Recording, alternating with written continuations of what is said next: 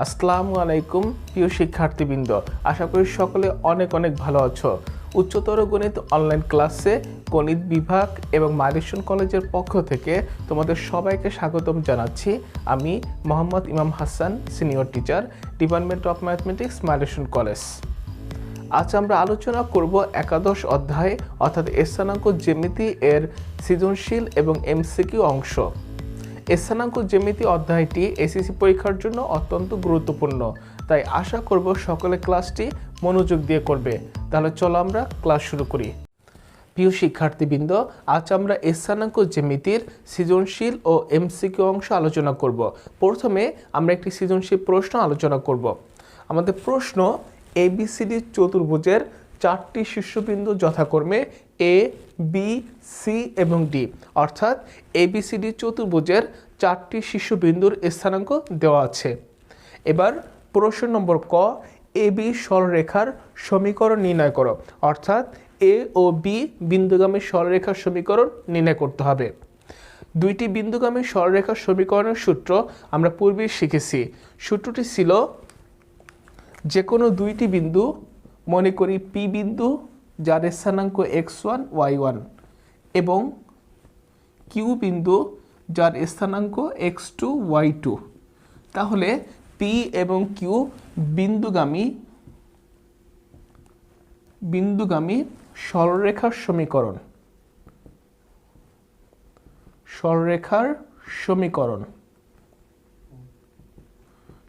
সমীকরণের সূত্রটি হবে y minus y1 by x minus x1 equal to y1 minus y2 by x1 minus x2।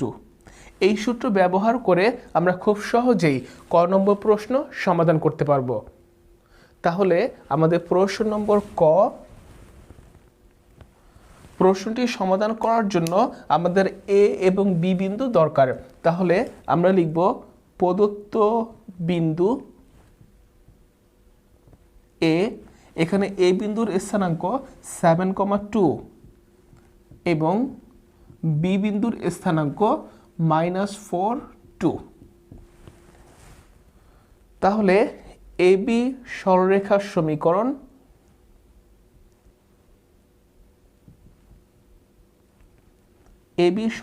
সমীকরণ আমরা সূত্রের সাহায্যে সমীকরণটি নির্ণয় করব।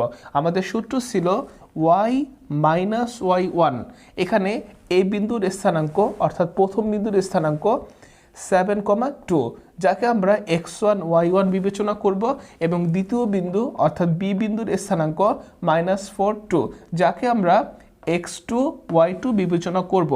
এখন আমাদের সূত্র y মাইনাস y1 অর্থাৎ 2 বাই x মাইনাস x1, এখানে x1 এর মান হবে 7 equal to y1 minus y2 অর্থাৎ 2 minus 2 by x1 minus x2 অর্থাৎ 7 মাইনাস -4, মাইনাস মাইনাসে প্লাস হবে অর্থাৎ 7 প্লাস 4। এবার আমরা সমাধান করব, বা y minus 2 by x minus 7 equal to 2 minus 2 equal to 0, 7 plus 4 equal to 11, বা এখন আমরা আর গুণন করব। আর গুণন করলে 11y minus 2 into 11 equal to 22 equal to 0 into x minus 7 অর্থাৎ 0, বা 11y equal to minus 22 ডান পক্ষে আসলে প্লাস 22 হবে। এবার উভয় পক্ষকে আমরা 11 দিয়ে ভাগ করে দিব, তাহলে আমরা পাবো, সুতরাং y ইকুয়াল টু 2। আমরা উভয় পক্ষকে 11 দিয়ে ভাগ করেছি, অর্থাৎ 11 দ্বারা ভাগ করে। তাহলে আমাদের নির্ণীয় সরলরেখার সমীকরণ হবে y ইকুয়াল টু 2, যা আমাদের নির্ণীয় সমীকরণ। এবার আমরা খ নম্বর প্রশ্ন সমাধান করব। আমাদের প্রশ্ন নম্বর খ, পি বিন্দুটি এ ও বি বিন্দু থেকে সমদূরবর্তী হলে টি এর মান নির্ণয় করো। এখানে পি বিন্দু, এ বিন্দু এবং বি বিন্দু থেকে সমদূরবর্তী, আমাদের টি এর মান বের করতে হবে। এবার দুইটি বিন্দুর মধ্যবর্তী দূরত্বের সূত্র তোমরা সকলেই জানো। সূত্রটি হচ্ছে মনে করি যে কোনো দুইটি বিন্দু মনে করি পি যার স্থানাঙ্ক x1 y1 এবং আরেকটি বিন্দু কিউ যার স্থানাঙ্ক x2 y2। তাহলে পি এবং কিউ বিন্দুদ্বয়ের মধ্যবর্তী দূরত্ব P Q equal to √x2 - x1 whole square plus y2 - y1 whole square. তাহলে দুইটি বিন্দুর দূরত্বের মধ্যবর্তী সূত্র হচ্ছে x2 - x1 whole square plus y2 - y1 whole square, যেখানে প্রথম বিন্দুর স্থানাঙ্ক x1 y1 এবং দ্বিতীয় বিন্দুর স্থানাঙ্ক x2 y2। এই সূত্র ব্যবহার করে আমরা খ নম্বর প্রশ্ন সমাধান করব। আমরা প্রথমে পি বিন্দু থেকে এ বিন্দু এবং বি বিন্দু এর দূরত্ব নির্ণয় করব। তাহলে আমাদের প্রশ্ন নম্বর খ, পি বিন্দু থেকে এ বিন্দু দূরত্ব, পি বিন্দু যার স্থানাঙ্ক t, 2t, পি বিন্দু থেকে এ বিন্দু অর্থাৎ 7,2, এ বিন্দুর দূরত্ব ইকুয়াল টু আমাদের সূত্র ছিল x2 - x1 whole square plus y2 - y1 whole square. তাহলে সূত্রটি ব্যবহার করে আমরা লিখতে পারবো t - 7 whole square plus 2t - 2 whole square, এত একক। আবার আমরা পি বিন্দু থেকে বি বিন্দু দূরত্ব নির্ণয় করব। পি বিন্দু অর্থাৎ t, 2t বিন্দু থেকে বি বিন্দু, এখানে বি বিন্দুর স্থানাঙ্ক -4 2, তাহলে -4 2 বিন্দুর দূরত্ব হবে t -4 অর্থাৎ t + 4 whole square plus 2t - 2 whole square একক। আমাদের প্রশ্নে বলা ছিল পি বিন্দুটি এ ও বি বিন্দু থেকে সমদূরবর্তী, অর্থাৎ আমাদের নির্ণীয় দুইটি দূরত্ব পরস্পর সমান। আমরা লিখতে পারবো শর্তমতে পি বিন্দু থেকে এ বিন্দু দূরত্ব অর্থাৎ t - 7 whole square plus 2t - 2 whole square equal to P বিন্দু থেকে বি বিন্দুর দূরত্ব অর্থাৎ t + 4 whole square plus 2t - 2 whole square. এখন সমীকরণটিকে সমাধান করে আমরা t এর মান নির্ণয় করব। প্রথমে চিহ্ন উঠানোর জন্য আমরা উভয় পক্ষকে বর্গ করে দিব। তাহলে বর্গ করে পাবো, এখানে a - b হোল স্কোয়ার সূত্র ব্যবহার করে পাবো a square - 2 * a * b plus b square plus a - b whole square equal to a square - 2 * a * b plus b square equal to আমাদের ডান পক্ষ a + b whole square equal to a square plus 2 * a * b plus b square. আবার a - b whole square equal to plus a square -2 * a * b plus b square বর্গ করে আমরা উভয় পক্ষকে বর্গ করেছি। এবার আমরা লিখব বা এখানে t square -14t plus 7 square equal to 49 plus 2t whole square equal to 4t square -8t plus 2 square equal to 4। এবার আমরা ডান পক্ষের সবগুলো পদকে বাম পক্ষে নিয়ে যাব।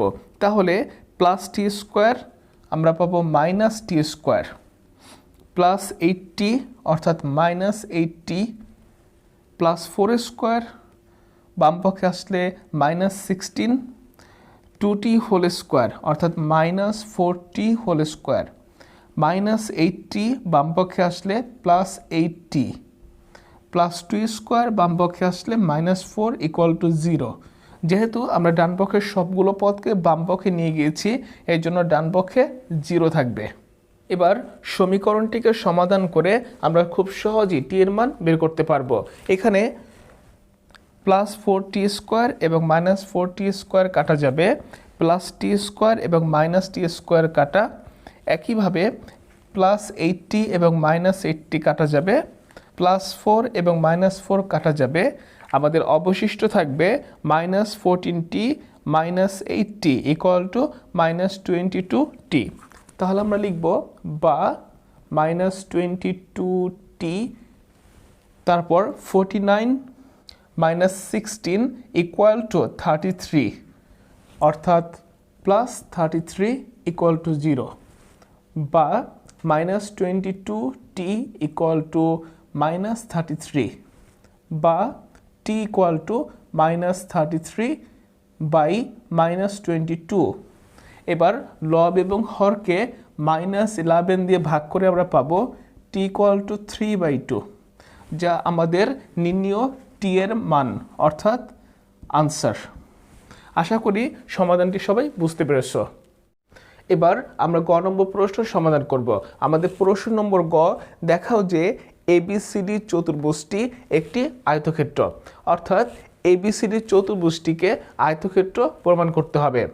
আমরা জানি একটি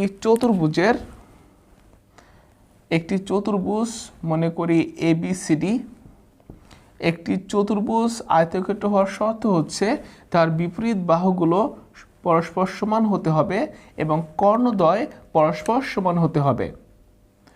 শুধুমাত্র বর্গক্ষেত্র এবং আয়তক্ষেত্রের কর্ণদ্বয় পরস্পর সমান হয়।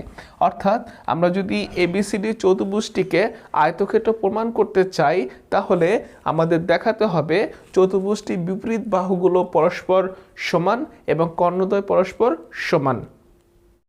তাহলে প্রথমে আমরা ABCD চতুর্ভুজের 4টি বাহুর দৈর্ঘ্য এবং 2টি কর্ণের দৈর্ঘ্য নির্ণয় করব। এখানে আমাদের প্রশ্ন নম্বর গ, প্রদত্ত বিন্দুগুলো, আমাদের প্রদত্ত বিন্দু A, B, C এবং D। প্রদত্ত বিন্দুগুলো, বিন্দু A যার স্থানাঙ্ক 7,2, বিন্দু B যার স্থানাঙ্ক -4, 2, বিন্দু C যার স্থানাঙ্ক -4, -3 এবং বিন্দু D যার স্থানাঙ্ক 7, -3। এখন আমরা 4টি বাহুর দৈর্ঘ্য নির্ণয় করব। প্রথমে ABCD চতুর্ভুজের AB বাহুর দৈর্ঘ্য। AB বাহুর দৈর্ঘ্য = এখানে A এবং B বিন্দুর দূরত্ব নির্ণয় করতে হবে। তাহলে দূরত্ব নির্ণয়ের সূত্র ব্যবহার করে আমরা পাবো -4 - 7 whole square plus 2 - 2 whole square, এত একক। এবার আমরা সমাধান করে পাবো -4 - 7 = -11, -11 স্কোয়ার = 121। এখানে 2 - 2 = 0, 0 স্কোয়ার = 0। তাহলে 121 + 0 = 121, √121 = 11, অর্থাৎ আমরা পাবো AB = 11 একক। তারপর BC বাহুর দৈর্ঘ্য নির্ণয় করতে হবে। এখন BC বাহুর দৈর্ঘ্য √B বিন্দু এবং C বিন্দুর মধ্যবর্তী দূরত্ব নির্ণয় করতে হবে। এখানে B বিন্দু এবং C বিন্দু, আমরা দুটি বিন্দুর দূরত্ব নির্ণয়ের সূত্র ব্যবহার করে বাহুগুলোর দৈর্ঘ্য নির্ণয় করব।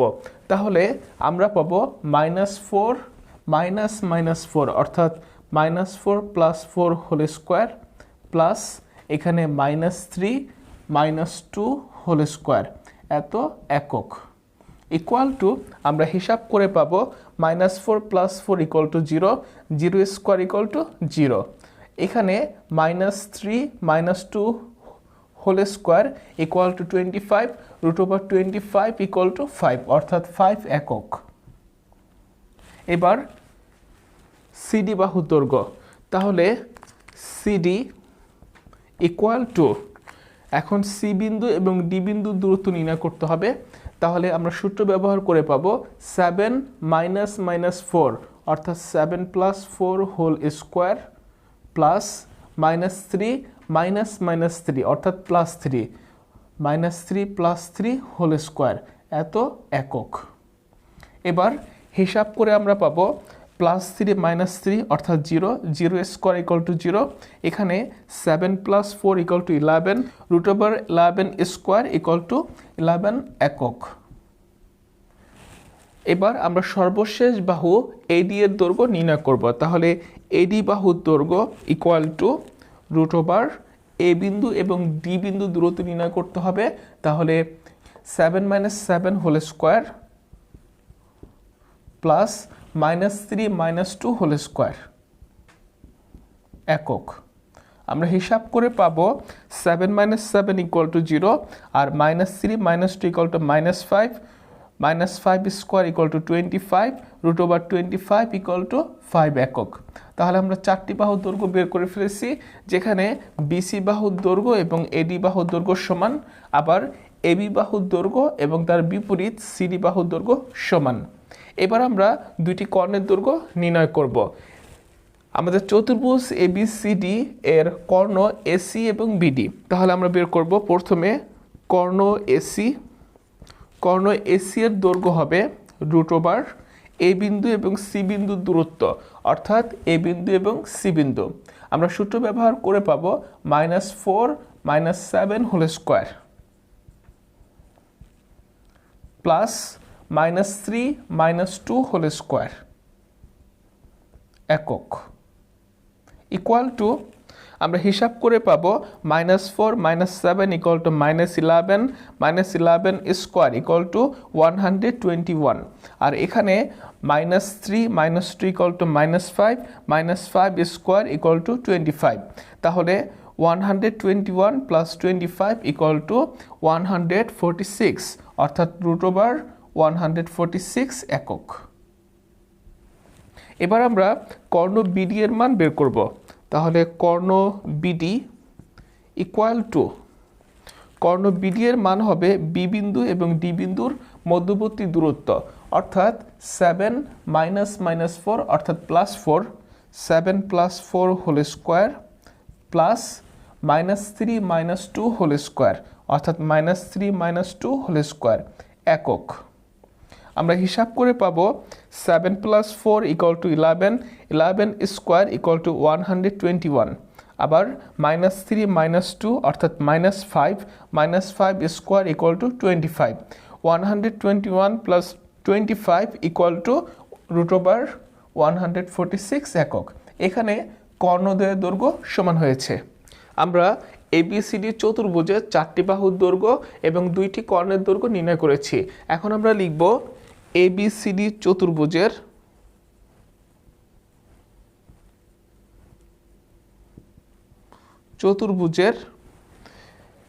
এবি বাহু ইকুয়াল টু সিডি বাহু ইকুয়াল টু সিডি বাহু, অর্থাৎ এবি ইকুয়াল টু সিডি, আবার বিসি বাহু ইকুয়াল টু 5 একক এবং এডি বাহু ইকুয়াল টু 5 একক, অর্থাৎ বিসি ইকুয়াল টু এডি। এবং কর্ণ, এখানে কর্ণ এসি ইকুয়াল টু কর্ণ বিডি, অর্থাৎ কর্ণ এসি ইকুয়াল টু কর্ণ বিডি। যেহেতু এবিসিডি চতুর্ভুজের বিপরীত বাহুগুলো পরস্পর সমান হয়েছে এবং কর্ণদ্বয় পরস্পর সমান, তাহলে আমরা বলতে পারবো সুতরাং এ বি সি ডি একটি আয়তক্ষেত্র। দেখানো হলো। আশা করি সমাধানটি সবাই বুঝতে পেরেছ। প্রিয় শিক্ষার্থীবৃন্দ, এবার আমরা এমসিকিউ অংশ আলোচনা করব। আমাদের প্রথম প্রশ্ন, s * s - a s - b s - c whole to the power half এ s দ্বারা বোঝায়। আমরা জানি s * s - a s - b s - c whole to the power half অর্থাৎ root over S into S minus A S minus B S minus C দ্বারা ত্রিভুজের ক্ষেত্রফল বোঝায়, যেখানে এ বি সি হচ্ছে ত্রিভুজের 3টি বাহুর দৈর্ঘ্য এবং এস হচ্ছে ত্রিভুজের অর্ধ পরিসীমা। তাহলে এখানে এস দ্বারা বোঝাবে ত্রিভুজের অর্ধ পরিসীমা, অর্থাৎ আমাদের আনসার গ নম্বর।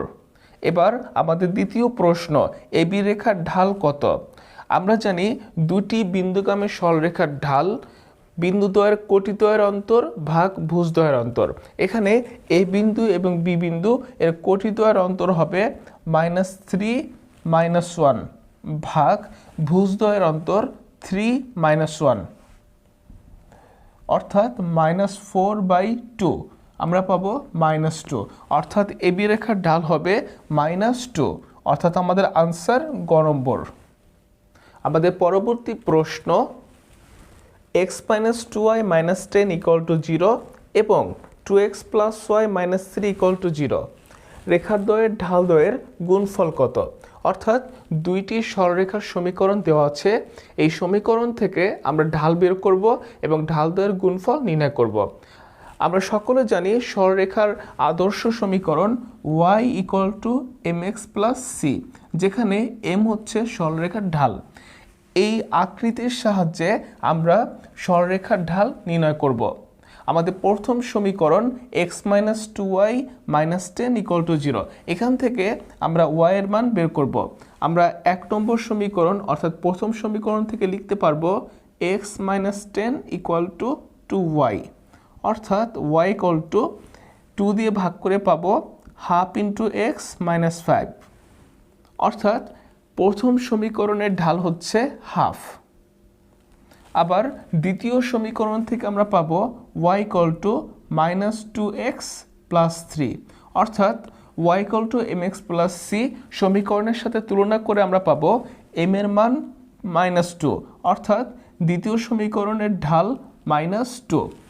এখন সমীকরণের ঢাল দ্বয় গুণ করে আমরা পাবো ½ × -2, অর্থাৎ -1। আমাদের আনসার হবে গ নম্বর -1। আমাদের পরবর্তী প্রশ্ন, y = x - 3 এবং y = -x + 3 এর ছেদবিন্দু কত? অর্থাৎ সমীকরণ দুইটিকে সমাধান করে x, y নির্ণয় করতে হবে। এখানে সমীকরণ দুটি থেকে আমরা পাবো y = x - 3 আবার y = -x + 3, অর্থাৎ x - 3 = -x + 3 বা x + x = 3 + 3 বা 2x = 6, সুতরাং x = 3। এখন x এর মান 3 আমরা প্রথম সমীকরণে বসিয়ে y এর মান বের করতে পারবো। তাহলে y = x - 3, x এর মান 3, তাহলে 3 - 3, 3 - 3 = 0, অর্থাৎ আমাদের ছেদবিন্দু হবে 3, 0। আমাদের আনসার গ নম্বর 3, 0। এবার আমাদের পরবর্তী প্রশ্ন, নিচের তথ্যগুলো লক্ষ্য করো। 1 নম্বর, দুইটি বিন্দুর দূরত্ব নির্ণয়ে পিথাগোরাসের উপপাদ্যের সাহায্য নেওয়া হয়। আমরা সকলে জানি দুটি বিন্দুর দূরত্ব নির্ণয়ের সূত্র √x2 - x1 whole square plus y2 - y1 whole square, যা পিথাগোরাসের উপপাদ্য ব্যবহার করে তৈরি করা হয়েছে, অর্থাৎ আমাদের 1 নম্বর অপশন রাইট। এবার দ্বিতীয় অপশন, y - 2x + 5 = 0 রেখার ঢাল 2। আমরা জানি সরলরেখার আদর্শ সমীকরণ y = mx + c, যেখানে m হচ্ছে সরলরেখার ঢাল। প্রদত্ত সমীকরণ থেকে আমরা প্রথমে y এর মান বের করব। y এর মান বের করে পাবো y = 2x - 5। সমীকরণটিকে আমরা সরলরেখার আদর্শ সমীকরণের সাথে তুলনা করে পাবো m = 2, অর্থাৎ সরলরেখার ঢাল 2, অর্থাৎ দ্বিতীয় অপশন রাইট। এবার আমাদের তৃতীয় অপশন, 3x + 5y = 0 রেখাটি মূলবিন্দুগামী। আমরা সকলে জানি মূলবিন্দুর স্থানাঙ্ক 0, 0। এখন রেখাটি যদি মূলবিন্দুগামী হয় তাহলে মূলবিন্দুর স্থানাঙ্ক অর্থাৎ 0, 0 বিন্দুটির জন্য সমীকরণটি সিদ্ধ হবে। এখানে আমরা মূলবিন্দুর স্থানাঙ্ক অর্থাৎ 0, 0 বিন্দুর জন্য সমীকরণটিকে সিদ্ধ করার চেষ্টা করব। এখানে আমরা পাবো বাম পক্ষ ইকুয়াল টু 3 ইন্টু এক্স, এক্সের মান 0 বসিয়ে আমরা পাবো 3 ইন্টু 0 প্লাস 5 ইন্টু ওয়াই, ওয়াইয়ের মান 0 অর্থাৎ 0, যা আমাদের ডান পক্ষের সমান। অর্থাৎ প্রদত্ত সরলরেখাটি মূলবিন্দুগামী। নিচের কোনটি সঠিক? আমাদের সবগুলো অপশন সঠিক, অর্থাৎ আনসার হবে ঘ নম্বর 1, 2 এবং 3।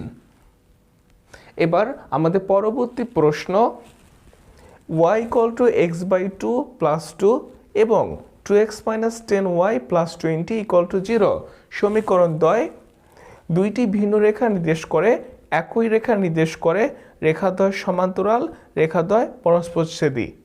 এখন দুইটি সরলরেখা সমান্তরাল হবে কিনা তা নির্ভর করে সরলরেখার ঢালদ্বয়ের উপর। দুইটি সরলরেখার ঢালদ্বয় পরস্পর সমান হলে রেখাদ্বয় পরস্পর সমান্তরাল, এবং ঢালদ্বয় যদি অসমান হয় তাহলে পরস্পরছেদী। তাহলে আমরা এখন সমীকরণ দ্বয়ের ঢাল নির্ণয় করব। এখানে প্রথম সমীকরণ y = x/2 + 2। আমরা সরলরেখার আদর্শ সমীকরণ y = mx + c, যেখানে m হচ্ছে সরলরেখাটির ঢাল। এই আদর্শ সমীকরণের সাথে প্রথম সমীকরণকে তুলনা করে পাবো এখানে m এর মান হবে হাফ, অর্থাৎ ঢাল হবে হাফ। দ্বিতীয় সমীকরণ থেকে আমরা y এর মান বের করব প্রথমে, তাহলে আমরা পাবো 2x + 20 = 10y। সুতরাং y = 2x/10 + 20/10। আমরা উভয় পক্ষকে 10 দিয়ে ভাগ করেছি, অর্থাৎ x/5 + 2, অর্থাৎ দ্বিতীয় সমীকরণের ঢাল 1/5। এখানে প্রথম সমীকরণের ঢাল হাফ এবং দ্বিতীয় সমীকরণের ঢাল 1/5, যা পরস্পর অসমান, অর্থাৎ সরলরেখাদ্বয় পরস্পর সমান্তরাল হবে না, অর্থাৎ পরস্পরছেদী হবে। তাহলে আমাদের আনসার ঘ নম্বর। এবার আমাদের পরবর্তী প্রশ্ন, মূলবিন্দু থেকে সমতলে অবস্থিত যে কোনো বিন্দু P এর দূরত্ব কত? আমরা সকলে জানি মূলবিন্দুর স্থানাঙ্ক 0, 0 এবং এখানে P বিন্দুর স্থানাঙ্ক xy। তাহলে P বিন্দু এবং মূলবিন্দু এর মধ্যবর্তী দূরত্ব হবে √, আমাদের সূত্র হচ্ছে x2 - x1 whole square plus y2 - y1 whole square. তাহলে আমরা লিখতে পারবো x - 0 whole square plus y - 0 whole square equal to এখানে x - 0 অর্থাৎ x square plus y square. তাহলে আমাদের আনসার হবে খ নম্বর √x² প্লাস y স্কোয়ার। আমাদের পরবর্তী প্রশ্ন, k এর মান কত হলে 5x + 4y - 6 = 0 এবং 2x + ky + 9 = 0 রেখা দুইটি সমান্তরাল হবে?